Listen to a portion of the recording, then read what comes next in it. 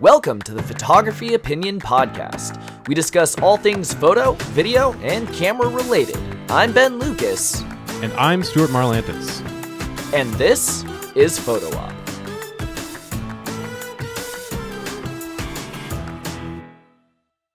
Welcome, podcast listeners, to episode 60.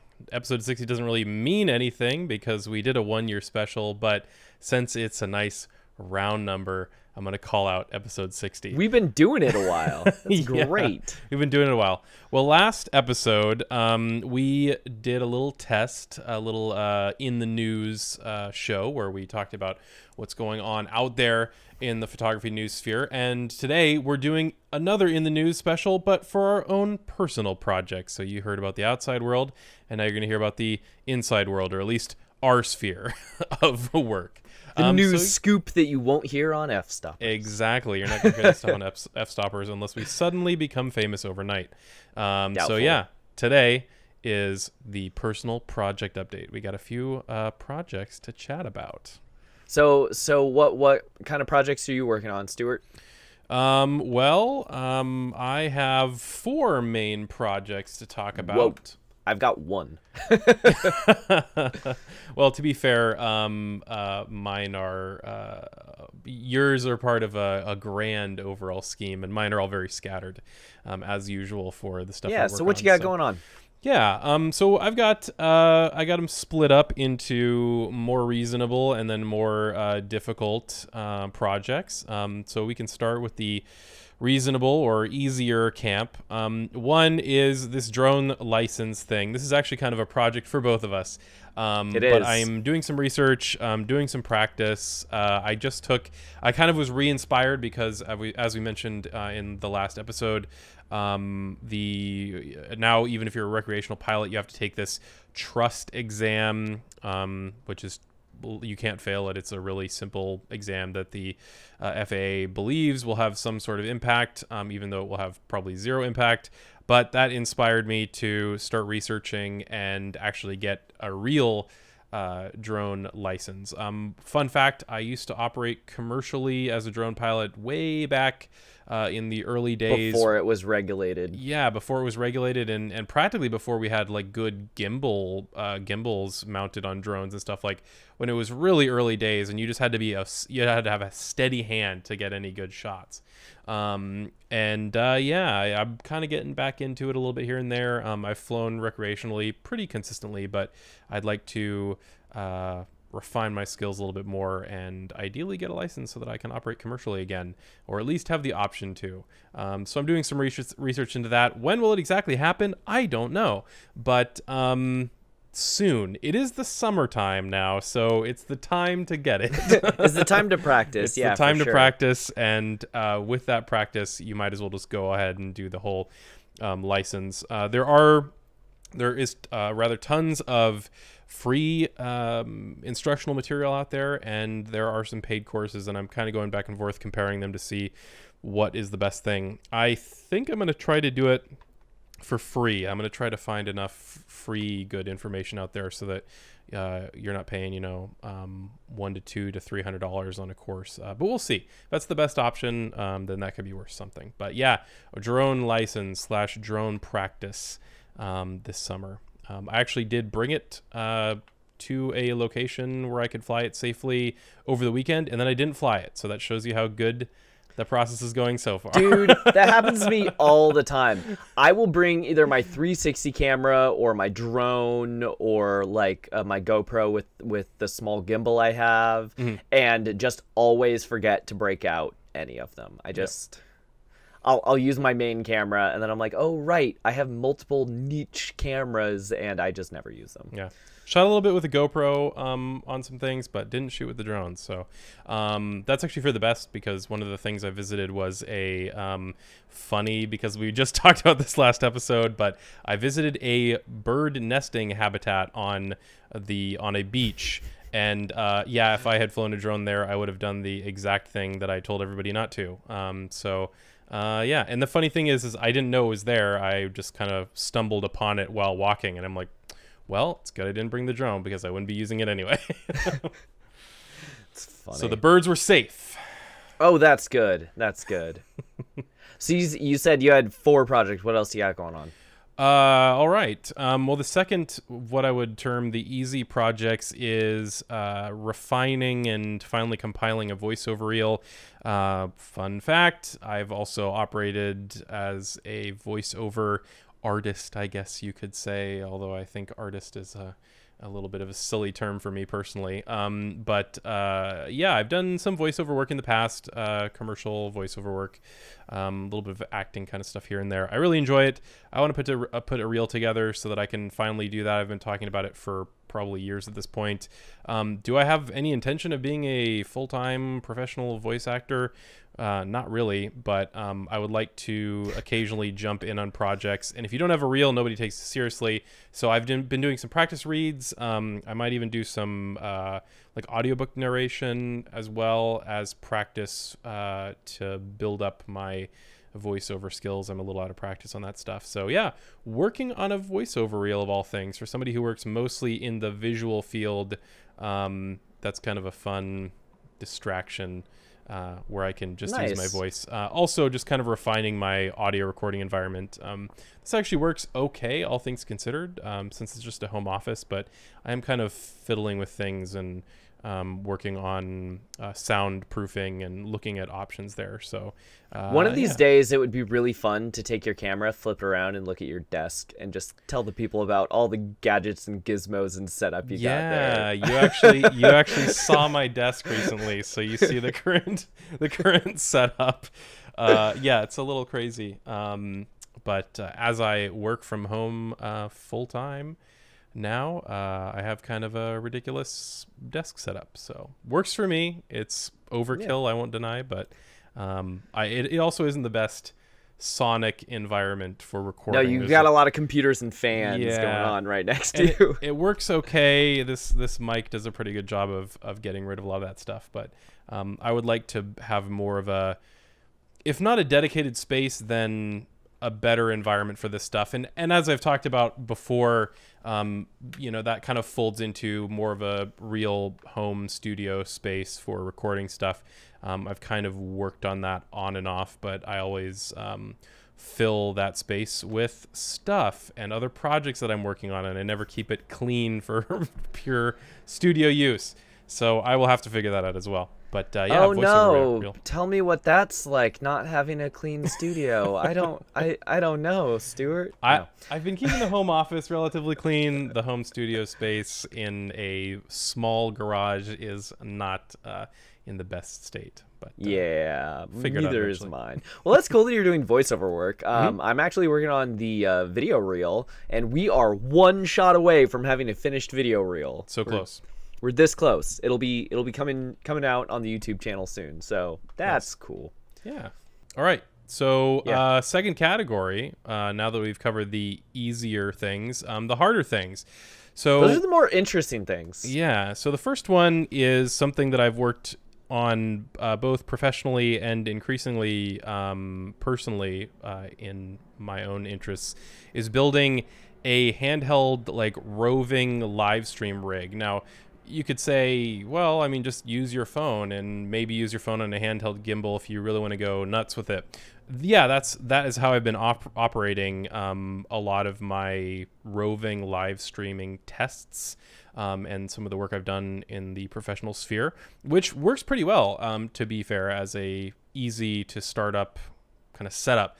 But I would like to explore taking it to the next level, and past this point are different audio options, putting shotgun mics, or putting, what I'd really like is some sort of binaural mic system. You can get mics that you can actually put in your ears and use your ears so that the viewer actually hears exactly what you're hearing in three-dimensional space.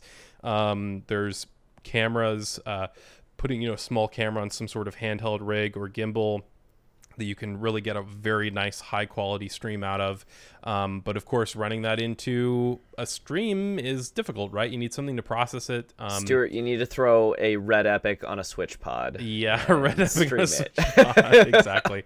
So I'm looking at all those sorts of things. So that's very nebulous, and that's kind of why it's difficult. Is like, how far do you want to go, right? Do you go for a Red Epic on a Switch pod, or do you have slightly more reasonable expectations? And so yeah, I've been doing some experimentation. Processing the video is the hardest thing. For the most part, cameras, audio, some of that stuff can be worked out pretty easily, but actually streaming that out is difficult. So like, if you want to use your phone as a data connection, you need something to run your stream into that phone, and phones have various degrees of ability to intake footage, and there's stuff like the YOLO box that are like dedicated hardware.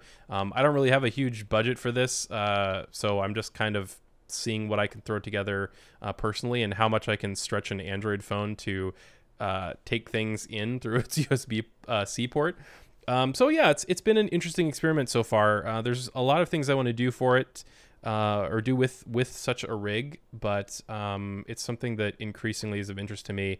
And doing some live streams and stuff, I've kind of done some experiments in the past, and I really like it. I like although you have increased pressure of performing live, you have decreased pressure in that, like, your live stream is done, and if you really want to edit it, fine, you can, but kind of the nature of it being a little bit raw, a little bit in the moment. Almost like this show. Yeah, almost like this show is really fun to me. So I've been playing around with that. And the last one is, unless you have any questions. I was just going to say, like, once, right now you said you're playing and experimenting. I would love to maybe do an episode on your finished setup one day down the road when you have that. Definitely, yeah. I would like to, and part of this is I want it all to be like in a little box, or really like all contained into one thing. So I would like this to be able to be replicated if somebody wants to do a good quality roving live stream, that it's all in a small package. So that's very important to me, and I don't really want to sacrifice that for other aspects. So it should be interesting. But yeah, we can touch base on that in the future. And the last one that I have is very, very complicated, and who knows if it'll actually happen, but I am in early discussions with another diver or two to do underwater dive tour videos. This is, granted, a fairly narrow market, but it's more for the fun of producing these than anything else. It's very technically complicated. It requires, insane lighting to punch through the murky water we have here in the Pacific Northwest. It really does, yeah. And the housings and like the risks you're putting your camera to, if you want to do something more substantial than a GoPro. And audio as well is extremely difficult, right? Do you shoot it with just and throw away the audio, or do you try to do a live narrated audio solution? And that's what I'm trying to do, which is very complicated. It requires full face masks and wireless comms and all sorts of stuff that falls apart underwater, even if it's gear that's intended for that purpose. It's just very difficult.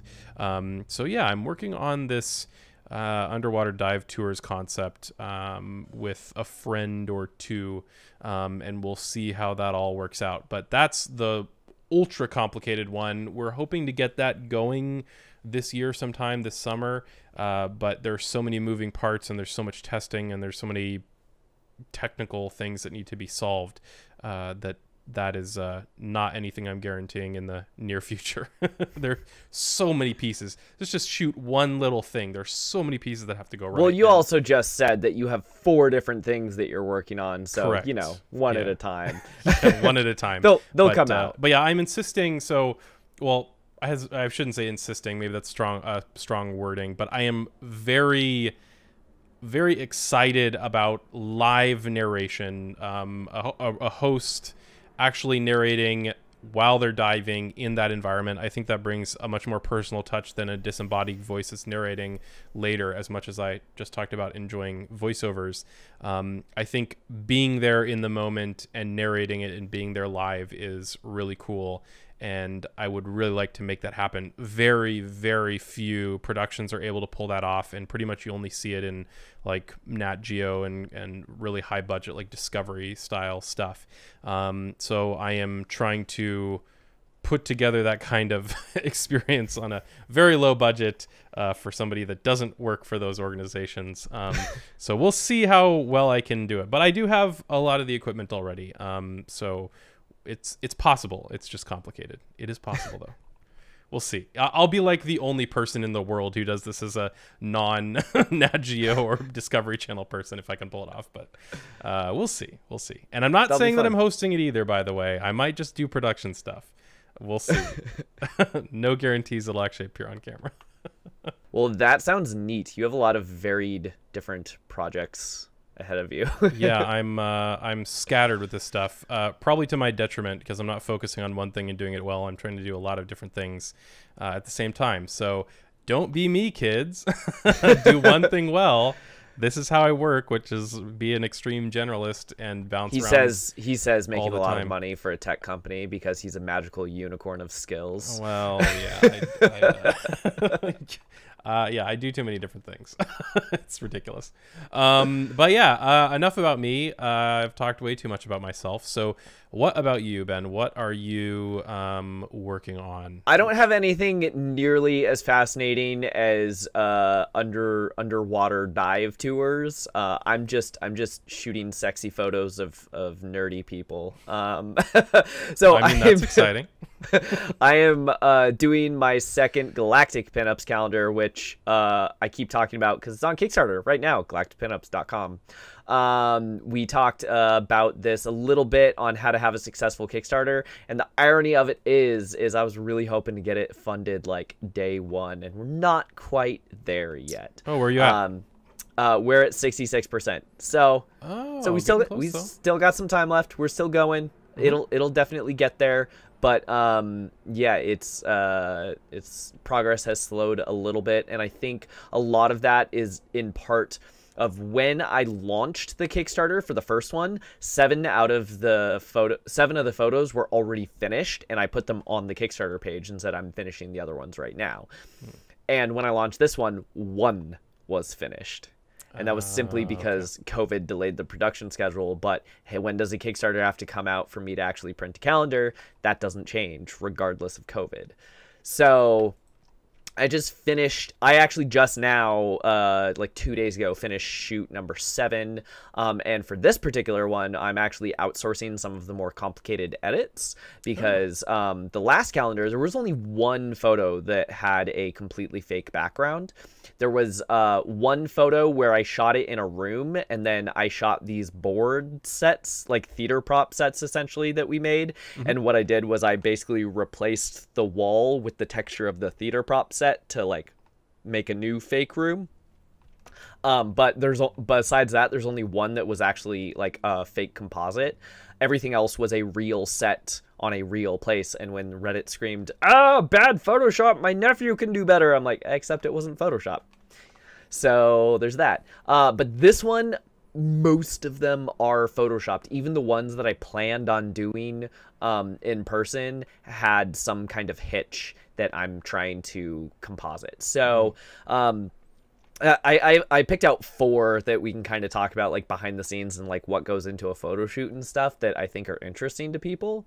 That like you kind of made it like easy and hard. The easy ones is like I shot Brondo, and that was just make the prop can, make it authentic to the thing. So I had a friend who owned a brewery give me a 6-pack of blank cans before they got their official labels, and then I made the Brondo labels, put them on the cans. I went to thrift shopping for several weeks and tried to find every piece of clothing it looked like Uncle Sam threw up on, and then I found someone who had a legit military Humvee. And so it's like, oh yeah, that's the easy one. Mm-hmm. It's just get all the pieces together and then shoot it. One spot. Yeah. So that one, the composite was literally just shoot him low, cut out the sky, put in the Dust Bowl background rather than the person's driveway. Like pretty easy, mostly in camera. But another shot that we actually did that day was we shot Kaylee from Firefly doing the Mutter's Milk thing. And so I need it to look like Janestown, like this big mud pit. And I thought, like, let's just find an engine, throw it in a mud pit, and then put the model in the mud pit, and like, there you go, no compositing required. Well, I found the engine, and it took us an hour to move it about 15 feet. So so we just shot it right there in the dude's backyard, and I'm like, oh, this is a composite now, because we're on a lawn with a suburb and fences and houses, and okay. Did the best I could. So yeah, those are kind of the easy ones. And things are still partially locked down, so I mean, you got to work. Composites are a way to work with what you got. That's absolutely true. Yeah. So one of the things that I was able to find is I was trying to shoot in a bar, but obviously it wasn't until just recently that bars are actually like opening up full to patrons and stuff. So I found a friend who actually built a bar as a guest house in his backyard. Wild. And so it was easy because all I have to do is drive out to his house, and then he's like, here you go, here's my bar, have at it. But because it's like a guest house in his backyard, it's only like 160 square feet, which okay. that, for reference, my room in college was 168 square feet, so this is 8 square feet less, and I had a twin bed that touched 3 out of the 4 walls, so it's a really small room. That one, it was easy enough to just like find and get access to the bar. The hard part was actually lighting it. I would imagine, like, it's a small space, so how do you deal with that? Yeah, so you can't really use light stands. I had, I think, 4 lights, but only one of them was on a stand. One of them, he had a hook where, like, he has a little, since it's a guest house, he has a loft, and the bed has a loft. Well, there's a ladder that hangs on a hook, and what I did was I took the ladder out, and I basically put a piece of grip gear, like, in the hook and hung an LED panel from that hook. Okay. And then I had another one. He had a cabinet where he has like a hook for a dartboard. So instead of hanging the dartboard, I hung another LED panel. And then there's and then what I did was he had a bunch of built-in lights that looked really good, like lighting the bar and everything. So rather than making it full flash, I basically used all of his ambient lighting. And instead of doing, full flash like I normally do, and overpowering the existing lighting, I had to like mix and meld with it and kind of blend. And then I think I put my Aperture MC just like on the bar just to uplight just a little bit of like the bottles and stuff behind. Those MCs, man, they're so handy. They really are. That was just a last minute addition that like you barely even noticed, but it just gave the little bit of pop that to kind of add a little separation for the model in the background. But and LED lights in general, like that's what's really cool I think about this story to me is that something like a strobe in a softbox is like a no-go for this kind of space, and using constant LED lights that are so much smaller and thinner and you can just kind of cram everywhere are something that I think too many people ignore. They think, oh, photo lighting is momentary lighting. And this is a great example of, whatever fits in the space is the lighting. It was interesting because I definitely had to have a mental shift to be able to pull that shot off. Part of the mental shift was making sure that I slow down and get everything sharp, because one of the hazards that you run into with constant lighting is you're opening up your shutter speed so much. It's either that or cranking your ISO, which I didn't want to do. You're opening up your shutter speed. If you're not locked down on a tripod, you're introducing the possibility for blur. And because I was shooting a pinup and I was moving around and getting all these angles, I wasn't locked down. So that was definitely a challenge. I definitely lost some shots just because of focus. But I also noticed because it was constant light and I wasn't having to wait for the strobes to recycle, I took like 3 or 4 as many photos as I normally take. Because normally I take the photo, it flashes, and then I move, take the photo, it flashes. And instead what was happening is I was going pop, pop, pop, pop, pop, pop, pop, pop, pop. So I'm getting 3 or 4. Part of that was simply because I know some of these will be blurry. So I'm trying to make sure that like don't get a blink or something, or just blur, or accurate focus. The other thing too is when I do that, I rock just a little bit as I'm doing that pop pop pop pop pop pop pop, because maybe the front one's out of focus and the back one's out of focus, but one of the ones in the middle is going to be perfect. But you have to rock slow enough that you're not introducing that motion blur too. It's a thing. Anyway. Yeah. Difficult. So yeah, that was the easy one. That was the easy one. So those are the easy ones. All right. Well, then, if that's the easy, then what's difficult? Like, I mean, that's an incredibly challenging lighting environment. What do you? So there are 2 shoots that I did.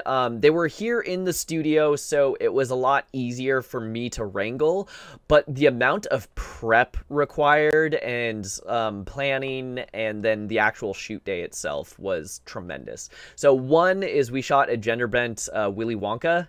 Doing the fizzy lifting drink. And then so for that one, I basically wanted her to be a very bendy banana shape and just like floating in the air, like someone picked her up by her ankles. And so everyone was telling me like, oh, you have to get an aerialist, but I already had the model picked out. But the model did have a bunch of dance experience. So we basically got like a yoga hammock rig. And then I set up a variety of C-stands and apple boxes and even my ladder, just a normal ladder, just to have all these riggings of like, okay, put your hand on this, rest it on this. Okay, on 3, go ahead and kind of kick your feet up. I'm gonna grab your feet. I'm gonna rest them on this rung of the ladder. Wow. It was, and then for that one, it was like, okay, so this shape doesn't seem humanly possible, or at least like you're gonna hurt yourself, so we're going to try and do it in stages. Let's focus on getting your feet perfect in this shot, and then we'll kind of rest your feet in a position that's close but not as strenuous for you, and let's work on getting, you know, your face and your hands in this shot. And then of course, because she had the yoga hammock around her waist, well, now we need one where you're not using the yoga hammock, so there's a whole nother thing we had to do for that. So it was just kind of like all of the like rigging and prep to make all of that happen. And then of course she's topless, but she's wearing like a men's blazer type thing. We fashion tapes down the blazer, but it's okay, how does physics interact when you're hanging someone upside down in a sports coat? Like tricky. There, yeah. So yeah, there were some weird. So you're actually compositing like her legs and stuff in this shot, right? Or am I understanding that incorrectly? Yeah. All right. So everything's a composite, including the subject. Yeah. So this one's weird because Wow. I very much wanted it to be like a real shot. I don't want to just, you know, grab puppet warp tool and do everything and be like, it's fake Photoshop. So the thing is, I have photos where her legs are doing that weird bendy thing, but she's doing like a complete handstand. And then I have other photos where she's kind of lying horizontal in the hammock and then she's bending up a lot. But the thing is, like, I'm not having her bend her legs and her top torso at the same time because don't break your model, you know, that kind of thing. Yeah, so that one was interesting, but it wasn't nearly as hard to do as the milk splash shoot that I did for Princess Zelda. A milk splash shoot. Okay. Yeah. So, Stuart, you're a backer of the Kickstarter. Have you seen that backer update? I am. Yes. Yeah. So this one is because it is so risque. It is a backer only update if you want to go see that photo. So galacticpinups.com. Go back it. Anyway, we only need like to sell 40 more calendars to get fully funded. So we're almost there, people. Make it so happen. Yeah, for this one, it was a 4-hour shoot. Hour number 1 was kind of fine-tuning the lighting and fine-tuning her pose. And once we had her like exact pose figured out, it's hold that exact pose for the next 3 hours. Ooh, brutal. And so we had one assistant. The assistant was her husband for her comfort. And so the model is nude because the shot is an implied nude. And then our assistant is splashing milk on her body. So shot number 1 is like he throws a bunch of milk onto her hip. And then shot number 2, he throws a bunch of milk onto like her chest. And then shot number 3, he throws a bunch of milk onto her arm. It's like, okay, now let's go to the other side. So I think the finished photo had somewhere in the... I shot over 400 splashes in that 3 hours, and I think the finished photo used 170-ish of them. Wow, that's a ton. So yeah, it sounds crazy at first with like it taking 4 hours to do one shot, but if you're doing 170 photos that are composited just for the milk splash stuff, then it took 3 days of good. retouching. Yeah, it took 3 days of retouching to stitch all of the splashes together in a way that like I had to make sure that like if she shifted her body or her torso or something, that I wasn't laying in a shot that the splash might look good, but then I had to kind of liquefy and like massage the splash into the original pose that we shot, because you don't want her to look like disfigured or distorted, or just like, oh, I look way fatter there than I should have been, and it's like, oh, that's because I added extra over here where there was splash. No, you have to like mold it back into the original pose. So yeah, it was interesting. What does the post-production look like for those milk splashes? Like, did you come up against anything that you weren't expecting, or like I mean, once you got everything right, you were done. you had shot all of those. Like, what did you come up against in post-production? Anything I will say, when we finished shooting, there was one spot that did not have enough coverage, and I went and used a stock photo of a milk splash. But all the other ones are, and no, I won't tell you which spot. Yeah, see, that's the test. If you can't tell, then it doesn't matter, right? Yeah. So the thing was, we're not only are we going for just full coverage to make it look like a dress, but to amp up how difficult this is on myself, it needed to look specifically like Princess Zelda's dress from Ocarina of Time. With the shoulder pauldrons and everything. So yeah, it was a rough one. So post-production for that one is, the first one is I just kind of do pass number 1 and get rid of anything that where like my timing was bad and the splash didn't happen, or I look at it and when I look at all the splashes, there's just nothing interesting.